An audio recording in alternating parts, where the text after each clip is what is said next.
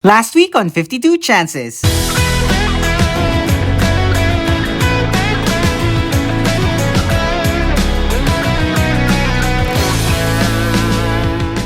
This week, tutuloy na tayo sa Jinan Temple and Taipei Zoo. Ayun, nagpakita na. Para kang otter. Tago siya. Kahit siya nagtago sa joke mo eh. 52 chances, let's go. Hey! Pack up the car, hit the road. Good food, big laughs, friends in tow. 52 weekends, make them glow. Oh! 52 chances, let's go. Hey! Welcome to the second part of our Day 5 experience here in Taiwan. Bago kami umalis ng Makong Station, syempre hindi pwedeng hindi namin sulitan yung malaking viewing deck nila. It's actually one of the best spots here for photos. Kahit random shots lang, ang ganda ng background. Kita mo yung mountains, the city view, tapos super presko pa ng hangin. Quick photo off lang bago tayo mag-head back papunta sa gondola and to the next station.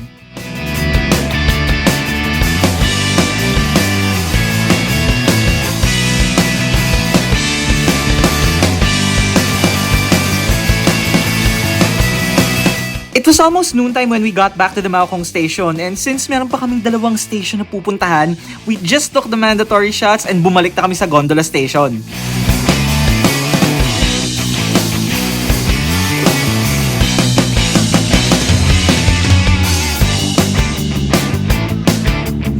And after a quick 10-minute ride back, we're finally in Jinan Temple Station.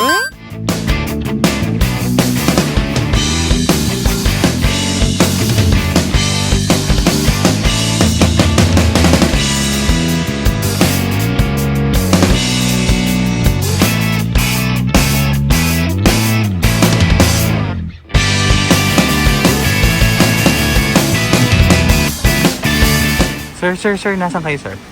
Jinan Temple. Anong meron dito, sir? Jinan Temple. Jinan Temple is a Taoist temple na kilala for its peaceful atmosphere. This was built as a dedication to Lu Dongbing, one of the 8 immortals na kilala rin as the God of Love and Wisdom, kaya maraming couples ang pumupunta dito to pray for a strong relationship. Dati kinakailangan mo pang umakyat ng hundreds of steps para lang makarating dito, which is believed to test your faith and sincerity. Ngayon, dahil may mga gondola na mas madali nang pumunta, pero you still get that calm, spiritual vibe habang nag-iikot ka sa temple. O tara, ikot na tayo!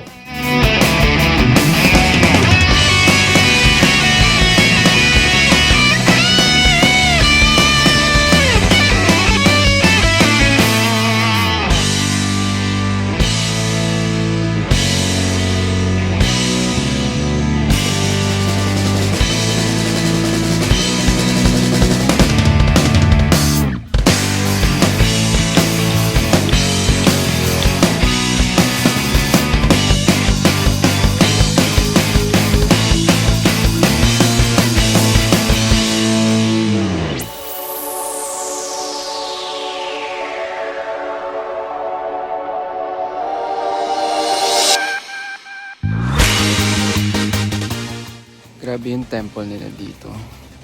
Sobrang tahimik. Sobrang deafening yung silence. Ayan. Napaka-intricate din ang design. Pagpasok mo, may isip mo talaga lahat. Like, very calming siya. The silence is calming. Ang nakita niyong temple ay ang Lingxiao Temple. Isa siya sa mga pinaka-iconic temples dito sa buong Jinan area. Kilala rin siya sa isang statue ng Jade Emperor na sa Chinese belief ay ruler ng heaven. Interesting na design ng temple na to ay multi-leveled siya, kaya pwede kang umakyat hanggang dun sa pinaka-itaas ng statue mismo. Perfect na perfect yung spot para kita mo rin ang magandang overlooking view ng Taipei. And now we are on our way to the Chongyang Temple.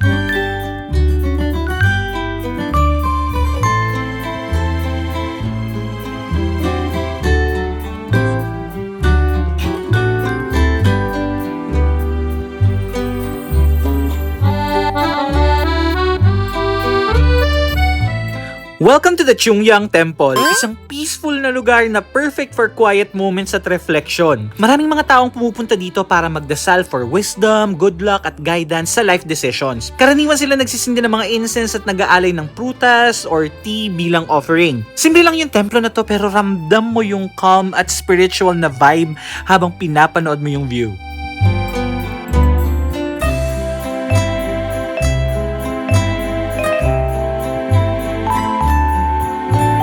May isa pa kaming temple na hindi napuntahan which is called the Dasyong Temple pero since 3 PM na at ayaw naman naming mapagsara ng zoo, tumuloy na kami sa susunod na station. Welcome to the Taipei Zoo!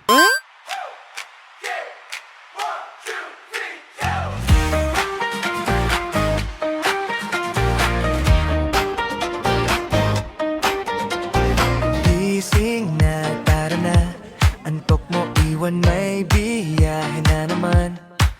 Huwag nang malate, playlist nakalubing tanan. Nakababa, hangin sa mukha, sabay tawa ng barkada. Di na mauulit tong araw na to, kaya sulitin na. Huwag ka nang mag-hello sa phone mo. Traffic man sa daan, okay lang. Kwento lang, may isa pa tayong kwento na maalala. We got 52 weekends, kaya wag sayangin. 52 chances to make life better with you. Kahit saan pa mapadpad, basta magkasama. Every Sabado, Linggo, parang bagong mundo. 52 weekends, let's make it count. With my friends around, life feels brand new.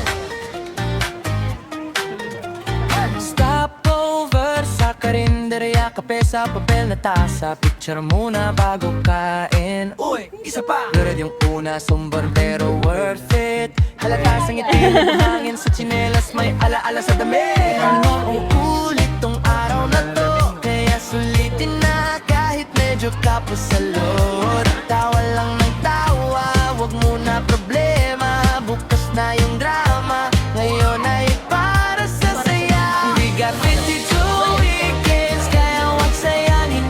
52 chances to make life better with you. Kahit wala ng maaraw, tuloy lang ang gala. Every Sabado, Linggo, parang bagong mundo. 52 weekends, let's make it count. With my friends around, life feels brand new. Kung minsan napapagod ka, parang paulit-ulit lang. Pero every Friday night, biglang may ilaw. Saan tayo?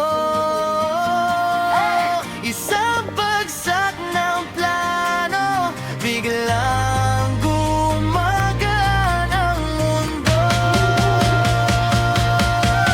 We got 52 weekends, kaya wag sayangin. 52 chances to make life better with you. Kahit saan pa mapadpad, basta magkasama. Every Sabado, Linggo, parang bagong mundo. 52 weekends, let's make it count. With my friends around, life feels brand new. At syempre hindi kami aalis dito nang hindi nakikita yung panda ng Taipei.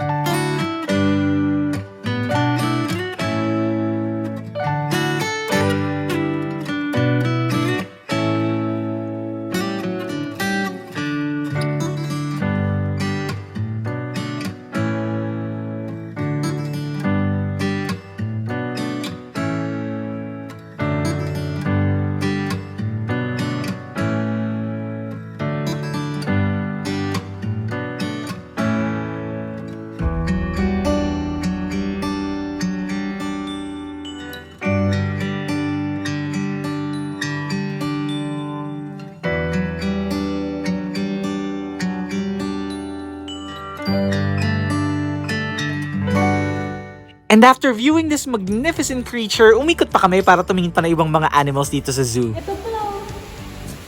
Ayun ba? Ay, hindi kahoy. Ayun, ipakita niyo. Parang kang otters. Kahit siya nagtago sa June.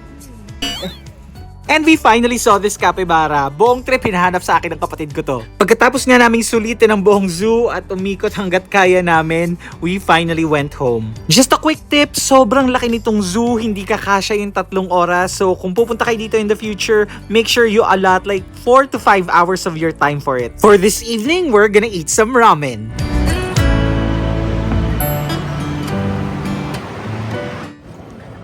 Saan tayo kakain? Ichiran Ramen. Ayun na nga.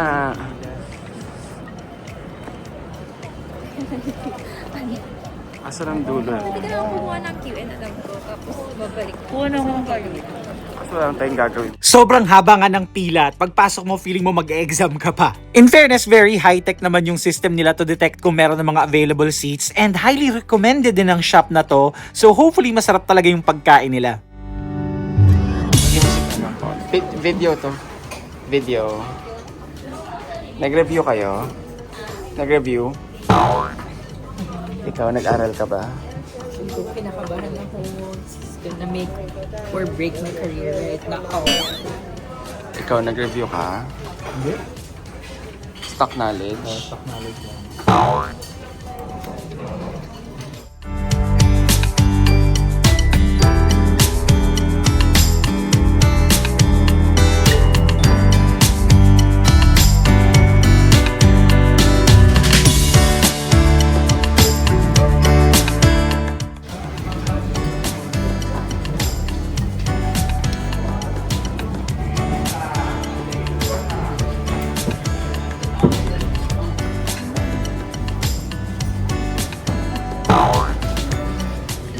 To be fair, masarap talaga ang ramen ng Ichiran, pero it's on the pricier side.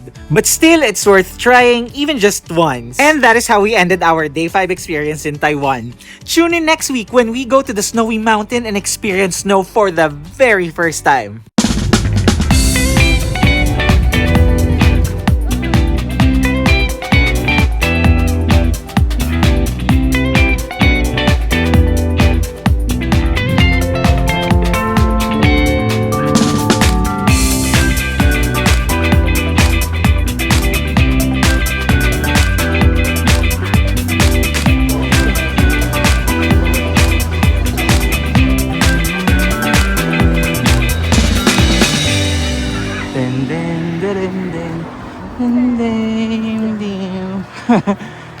Si Harry Potter! Harry Potter! Harry Potter! Natalo mo na ba si Voldemort? Natalo mo na ba si Voldemort? I'm not a Potter.